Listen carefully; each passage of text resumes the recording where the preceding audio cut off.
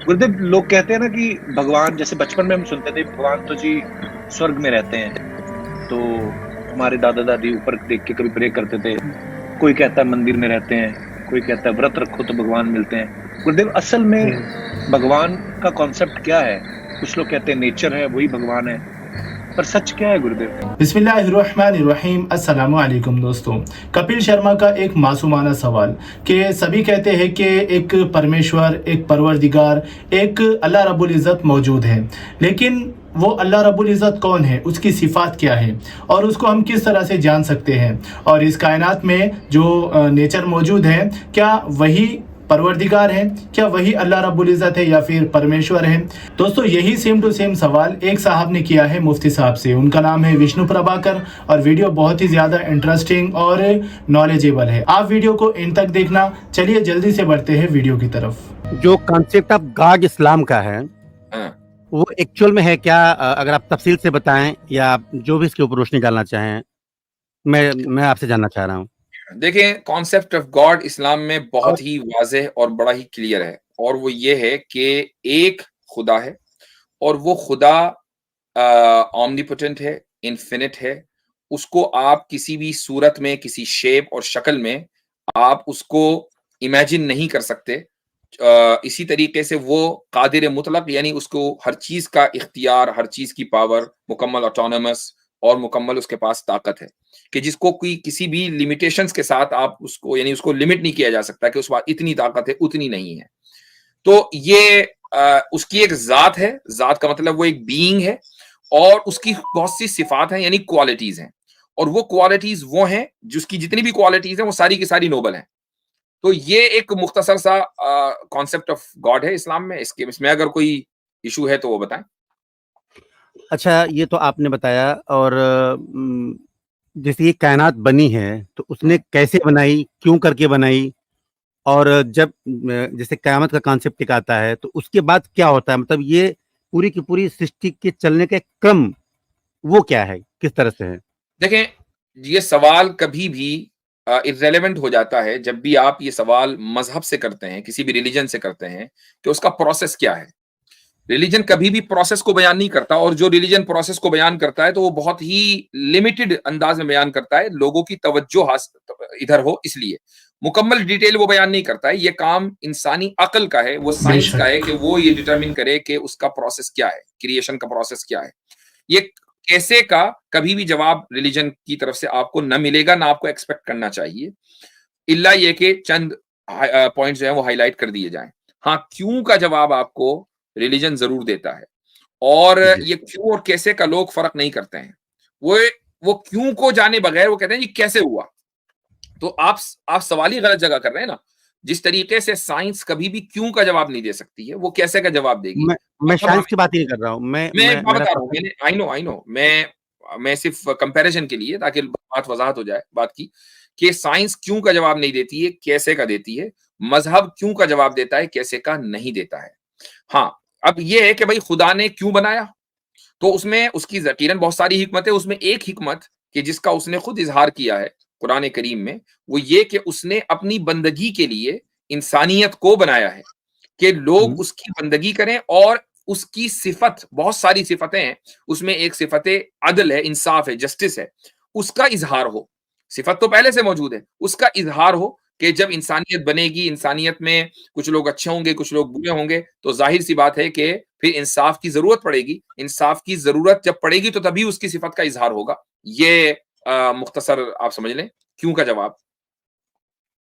नहीं मुफ्ती साहब, यहाँ पे क्वेश्चन ये आता है कि खुदा को या जो ऑलमाइटी गॉड है, उसको आपके परिस्थिति की जरूरत क्यों करके? उसे भला सजदों की क्या जरूरत है? ये वो तो इतना किसी ने मोहताज तो नहीं? ये सवाल मेरे ख्याल से आपका मेरा पहले भी हो चुका है, गालिबन 1 डेढ़ साल पहले। मुझे याद आ रहा है, मैंने उस वक्त भी ये कहा था ये कि खुदा को, सुन लीजिए, मैंने उस वक्त भी ये कहा था कि खुदा को जरूरत नहीं है। जी। ये खुदा की सिफात का अगर इजहार हो रहा है, किसी की सिफत का अगर इजहार हो रहा है, सिफात, तो मैं सिफात का मतलब नहीं समझ पा रहा हूँ। सिफत का मतलब है क्वालिटीज। मेरी अच्छा। अगर किसी क्वालिटी का मैनिफेस्टेशन कहीं हो रहा है, मेरी क्वालिटी का इजहार हो रहा है, तो इसका मतलब ये नहीं कि वो मुझे जरूरत है। ठीक है। मान जी जी। लीजिए मान लीजिए आपने मुझे देखा कि मैं कहीं चला जा रहा हूँ और मेरी शक्ल सूरत से आपने अंदाजा लगाया कि भाई फला कम्युनिटी का या फला कबीले का आदमी है, पढ़ा लिखा है, जो भी आपने जो भी अंदाजा लगाया, ये मेरी जी, सिफात है, मेरा जी, अपीयरेंस है, राइट? तो अब ये जी, मेरी जरूरत नहीं है कि मेरी ज़रूरत की वजह से इसका इज़हार हो रहा है। भई मेरे अंदर एक क्वालिटी है, क्वालिटी का इज़हार हो गया। ये एक छोटी-सी मिसाल मैंने जो बिल्कुल बच्चों को दी जा सकती है, मैंने वो आपको मिसाल दी है। तो खुदा जी, की किसी क्वालिटी का अगर इज़हार और मैनिफेस्टेशन हो रहा है, तो ये खुदा की ज़रूरत नहीं है। उसके पास जी, क्वालिटीज़ है, तो क्वालिटीज़ का इज़हार होगा। डेफ़िनेटली होगा, वो तो ऑब्वियस सी बात है।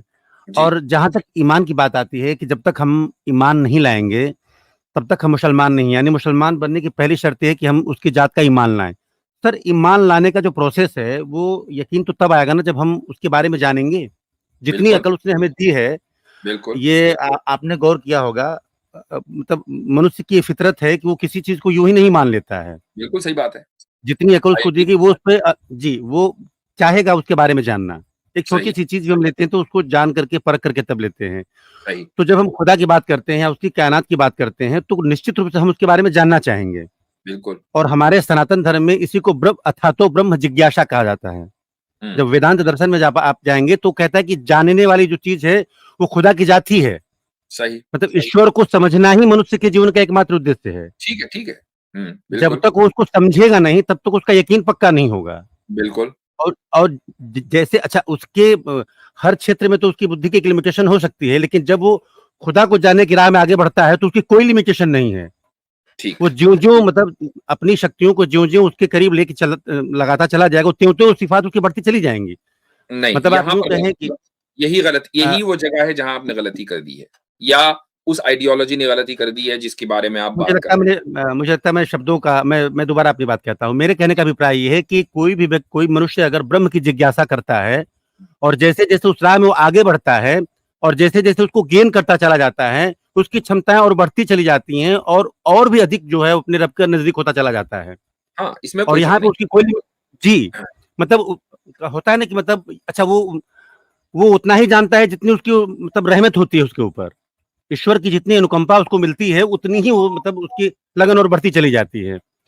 अब अगर इस चीज़ को हम इस्लाम में देखें, अगर कोई व्यक्ति जानना चाहता है खुदा को या उसकी कायनात के बारे में, तो उसके पास क्या ज़रिए हैं? और जहाँ तक मेरा अपना रिसर्च कहता है कि कुरान से ही उसको समझा जा सकता है, उसको जाना जा सकता है। जैसे मैं यकीन लाना चाह रहा हूँ। मान लीजिए हुँ, अगर मैं मुसलमान बनना चाहूँ या मैं हुँ, खुदा की इबादत करना चाहूँ, तो मुझे इस बात में कोई मसला नहीं है कि इस पूरी कायनात को किसी न किसी क्रिएचर ने बनाया है। वो एक है, मुझे इसमें भी कोई दिक्कत नहीं है। क्योंकि हमारे यहाँ भी कहा जाता है कि एको हम द्वितीयो नास्ति ब्रह्मम सत्य जगत मिथ्या। एक मैं ही हूँ, दूसरा कोई नहीं है। ठीक। अच्छा, यहाँ तक कोई दिक्कत नहीं सर। लेकिन अगर हम इसके बारे में जानना चाहें कुरान क्या कहता है? कुरान की वो कौन-सी वर्सेज़ है जो खुदा की सिफ़ात को बताती हैं, बयान करती हैं या मेरे पास वो सोर्स ऑफ नॉलेज क्या है, जिससे मैं एक्चुअल में जान पाऊँ कि हकीकत क्या है और तब मेरा ईमान पक्का हो? आपने असल में इस बहुत मैंने बड़ी सब्र से, तहम्मुल से आपकी बात सुनी, इतनी देर तक आपने बात की लेकिन उसमें आपने बहुत सारी बातें कर दी हैं। यानी हर एक जी। चीज़ का अलग-अलग यानी बहुत सारी चीज़ें जमा हो गई हैं। जी, आपने बिल्कुल, इसमें बिल्कुल। ओंटोलॉजी भी ज़िक्र कर दी, आपने उसमें एपिस्टेमोलॉजी भी ज़िक्र कर दी, उसमें बहुत सारी चीज़ें ज़िक्र कर दी, उसमें आपने स्पिरिचुअलिटी भी ज़िक्र कर दी, रूहानियत भी आ गई, सारे काम आ गए। जी, तो अब ज़ाहिर है कि जी। हर एक चीज़ को अलग करके बयान करना होगा ना। आपने सबसे पहले ये कहा कि भई हमें खुदा के एक होने पर कोई एतराज़ नहीं है, व्हिच इज़ वेरी गुड, बहुत बिल्कुल अच्छी नहीं। बात है। यहाँ मैं और जी, आप एक पेज पर हैं। आपने ये जी, कहा कि खुदा को मानेंगे जब जानेंगे, मानने के लिए जानना ज़रूरी है। यहाँ पर भी मेरे जी, और आप में कोई इख्तिलाफ नहीं है, बिल्कुल हम बहुत दोनों सेम पेज पर हैं। जी। सवाल यहाँ पर ये होता है कि जानने का ज़रिया क्या है? यहाँ यहाँ बिल्कुल। है इश्यू। अगर जानने का ज़रिया ये है कि नहीं जी मुझे दिखेगा तो मैं जानूँगा वरना मैं नहीं जानूँगा, तो ये गलत है।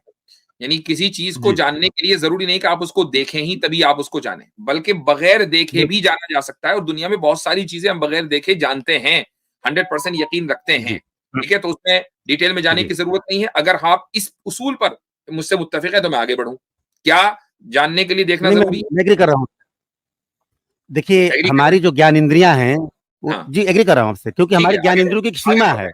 ठीक है, हम आगे आँखों बढ़ते से हैं। बहुत कुछ देख सकते हैं, लेकिन सब कुछ ठीक नहीं है, देख ठीक है। सकते हैं। जी, ठीक है, ठीक है। हम आगे बढ़ते हैं कि जानने के लिए देखना ज़रूरी नहीं है। हम बहुत सी दूसरी ज़रियों के ज़ दूसरे तरीकों से जान सकते हैं। मसलन अक़ल है। अक़ल के ज़रिए हम जान सकते हैं। अब अक़ल खुदा ने हमें जितनी भी दी है, उतनी सलाहियत उसने जरूर दी है उस अकल में कि हम खुदा को उतना जान सके जितना जानना हमारे लिए जरूरी है। मसलन उसका मौजूद होना और उसकी क्वालिटीज, जो वो क्वालिटीज जो उसने खुदा ने हमें बताई हैं। मसलन कुरान करीम की जो सबसे मशहूर सूरत है, जो बहुत से गैर मुस्लिमों को भी याद होगी और कम से कम उसका तर्जुमा जरूर याद है, और वो है सूरह इखलास। उसमें अल्लाह ताला अपनी चंद क्वालिटी जिक्र करता है। वो ये कहता है कि एक तो एक है वो, उसमें लफ्ज ने उसने इस्तेमाल किया लफ्ज अहद। अहद का जो लफ्ज है वो दो चीजों के लिए आता है।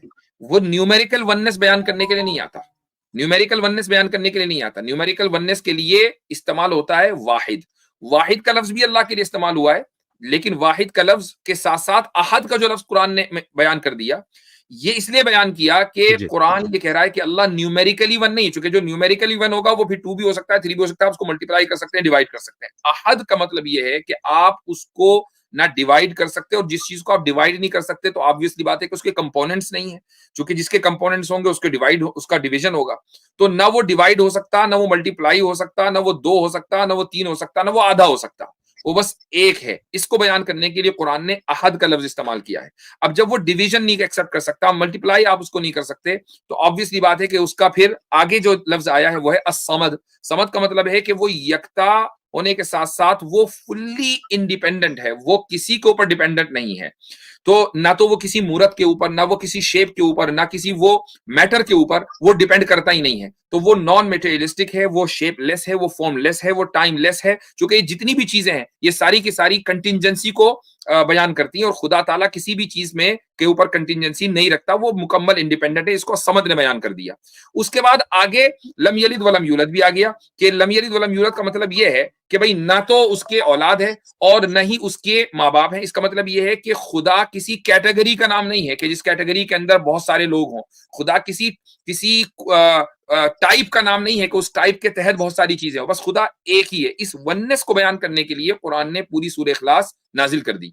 अब यह है कुरान जो खुदा के बारे में बयान कर रहा है। अब सवाल यहां पर यह होता है कि क्या हम इसको लॉजिकली और रैशनली, जो महदूद अकल, लिमिटेड अकल खुदा ने हमें दी है, उसके जरिए हम इसको साबित कर सकते हैं? इसमें से हर एक पॉइंट को अकली बुनियादों के ऊपर साबित किया जा सकता है।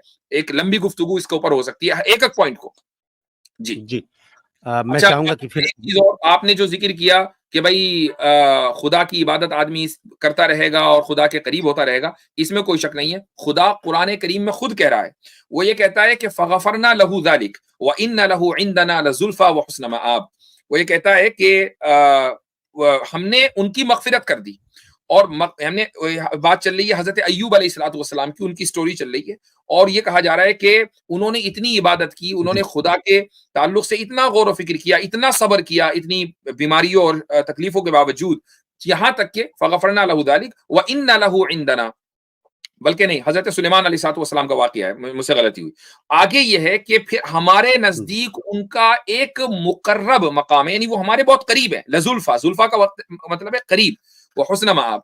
तो लफ्ज कुर्बत, यानी आपने कहा ना कि जितना आप खुदा में गौर करेंगे उतना खुदा के करीब होते जाएंगे, तो इसी लफ्ज को जुल्फा को अल्लाह ताला ने इस्तेमाल किया। इसी तरीके से एक दूसरी जगह है, अल्लाह ताला फरमाता है कि वमा अमवालुकुम वला औलादुकुम बिल्लती तुकर्रिबुकुम इंदना जुल्फा इल्ला मन आमना व अमिला सालिहा। वो ये कहता है कि तुम्हारे माल और तुम्हारी औलाद वो चीजें नहीं है कि जिनके जरिए तुम हमारे से करीब हो सको। माल और औलाद के जरिए, ताकत और पावर के जरिए या वेल्थ के जरिए तुम हमारे करीब नहीं आ सकते। तुम हमारे करीब किस तरह आओगे? इल्ला मन आमना व अमिला सालिहा, दो काम करके, ईमान लाकर और नेक अमल करके, अच्छे कर्म, अच्छे कर्मों का भी जिक्र है। खाली ईमान ले और काम जो है वो 2 टके के नहीं है, तो वो भी खुदा के करीब नहीं होगा। ईमान के साथ साथ अमल जरूरी है, तो खुदा के करीब होगा। जो आपने जो बात कही है और मैंने जो बात कही, दोनों में कोई फर्क नहीं है। मुफ्ती साहब, बहुत बहुत शुक्रिया आपका, बहुत तफसील से बड़ी अच्छी जानकारी आपने दी। अगली बार जब मैं आऊँगा तो ये रेफरेंस मुझे मिला है, बहुत बहुत धन्यवाद उनका भी जिन्होंने दिया है पीडीएफ में, इसको डाउनलोड करके फिर पढ़ूंगा। अगली बार मैं आपसे ये जानना चाहता हूँ कि खुदा के करीब जाने के रास्ते क्या हैं? अभी आपने कहा ईमान लाना, तो एक मसला है कि आप ईमान ले आएं, और दूसरी चीज है कि आप वो कर्म वो अमल भी करें। जी, वो अमल कौन कौन से हैं जो खुदा के करीब बंदे को लेके आते हैं? मैं इसके बारे में अगली बार आपसे जानना चाहूंगा। बहुत बहुत शुक्रिया मुफ्ती साहब, थैंक यू सो मच। चलो विष्णु प्रभाकर साहब, और ये रेफरेंस जो है ये मुफ्ती साहब की तरफ से नहीं मेरी तरफ से आया, तो ये बात रखिएगा आप जहन जी, में। मैं बहुत बहुत धन्यवाद आपको देता हूँ इसके लिए, और उम्मीद है कि ये ऑथेंटिक होगा, क्योंकि अब मैं इसको पढ़ूंगा और मेरे जो क्वेश्चन होंगे इसी सब्जेक्ट पर फिर मैं अगली बार मुफ्ती साहब से इस पे पूछूंगा। चलें जी, ठीक है, ओके। दोस्तों, वीडियो के स्टार्टिंग में ही आप लोगों ने कपिल शर्मा का मासूमाना सवाल सुन लिया, और अगर आपको मौका मिलता है उनको जवाब देने का, तो आप लोग एक सेंटेंस में, 2 या फिर 3 सेंटेंस में क्या जवाब देना पसंद करोगे? आपका जवाब क्या होगा अगर यही सेम टू सेम क्वेश्चन आपसे पूछा जाए? कमेंट सेक्शन खुला हुआ है, आप अपना जवाब वहां पर टाइप कर सकते हो। तो दोस्तों, बस आज की वीडियो में इतना ही। मैं मिलता हूँ आपसे अगले वीडियो में, तब तक के लिए अल्लाह हाफिज।